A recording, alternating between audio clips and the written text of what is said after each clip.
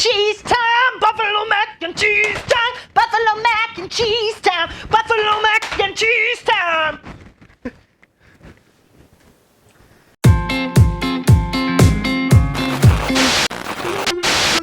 You want a thing? You're cooking it now. Play chef with Persephone and all of her pals.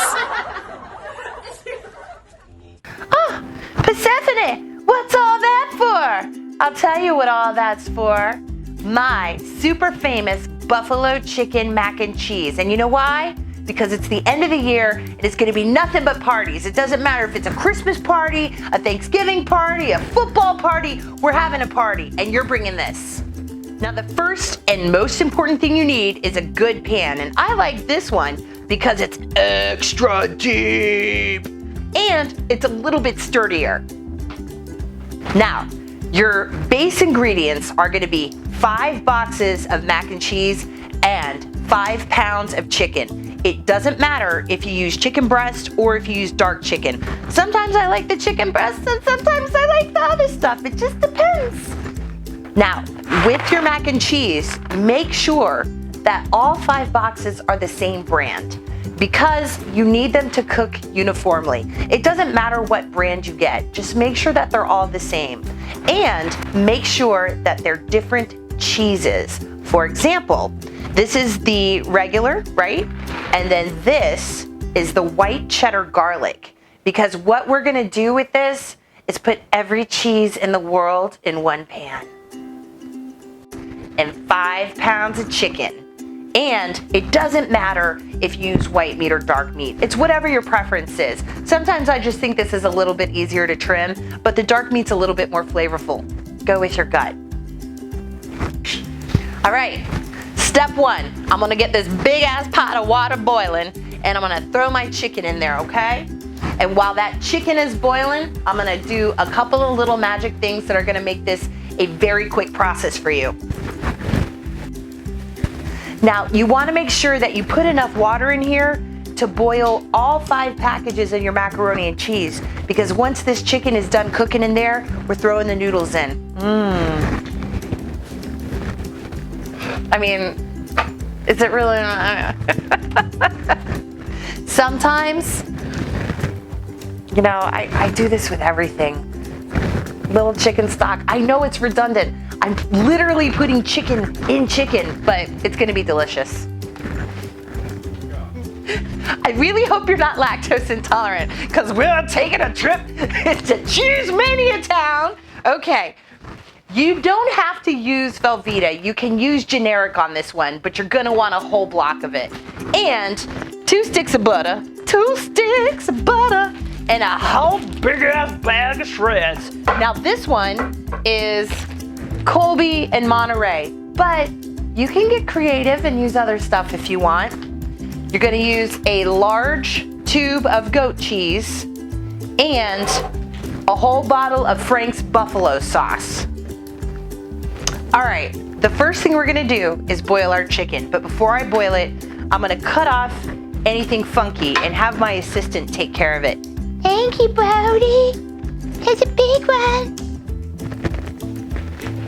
Then once you cut off anything, like, if it looks like fat or it looks like a bony piece, cut it off. And then go right into the pot. See this thing right here? It's weird. I'm cutting it out. I'm cutting it out.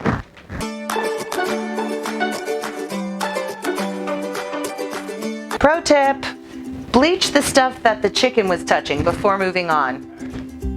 Now, the second thing that we're gonna do while the chicken is cooking is I'm gonna take all the cheese packets out of this mac and cheese, and I'm gonna take the goat cheese and I'm gonna create like a cheese swimming pool that the chicken's gonna go in just a little bit.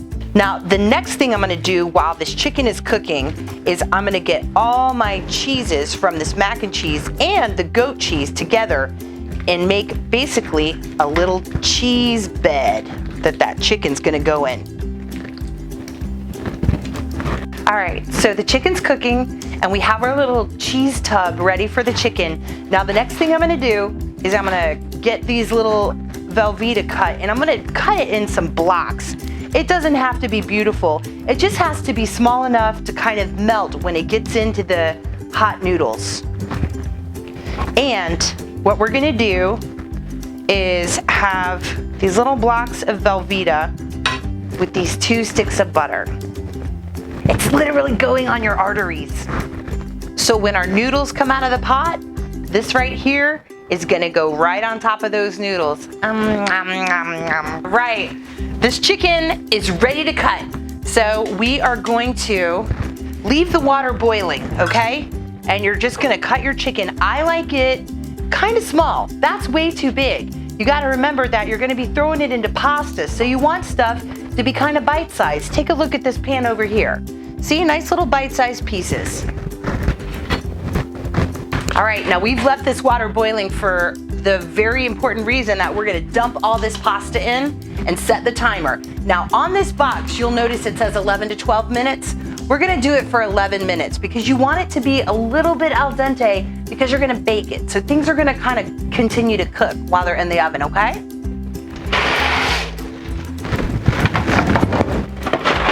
I'm making a mess!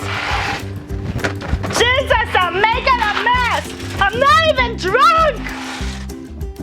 Okay, while our pasta's cooking, what we're gonna do is kind of zhuzh this chicken up a little bit. We're gonna add a half a bottle of our Frank's to this awesome little cheesy chicken blend, okay?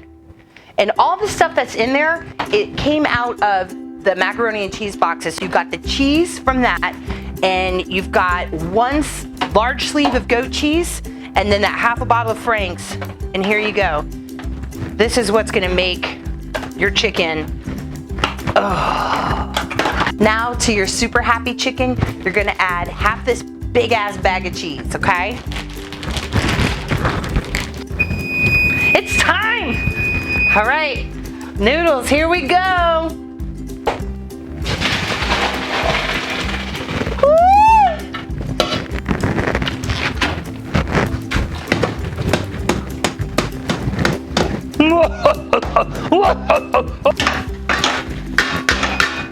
Now you want to keep stirring until you don't have any more cheese lumps. You see how there's these big beautiful lumps of Velveeta in there? You want to keep stirring until all those are gone, okay?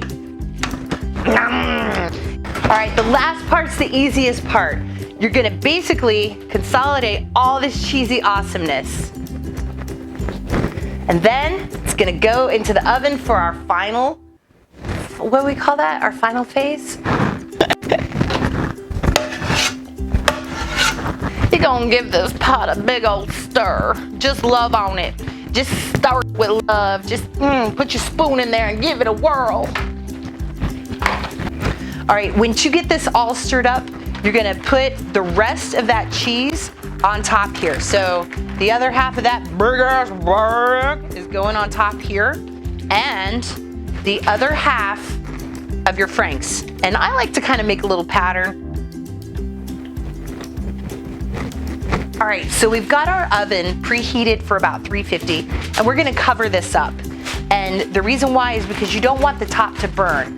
But typically speaking, everything's already cooked. So you really don't need to cook it for an hour. But you can put the heat on low and leave it in there for as long as you need to. But what we're gonna do is have it at 350 for about 30 minutes, and then we're gonna take the tin foil off and let the top get a little bit crispy. That's how you know it's done, right? When you get that nice little crusty, yummy, burnt stuff on the that is for company. You get out of it. It's buffalo mac and cheese time. Buffalo mac and cheese time. Buffalo mac and cheese time. Buffalo mac and cheese time.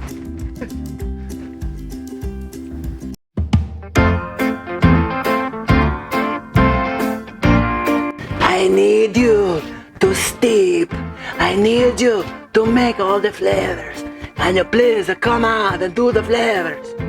If you could only steep the way I want you. So cheesy, gonna be so cheesy. Action. All right, while our pasta's cooking, what we're gonna do is get frisky with this chicken.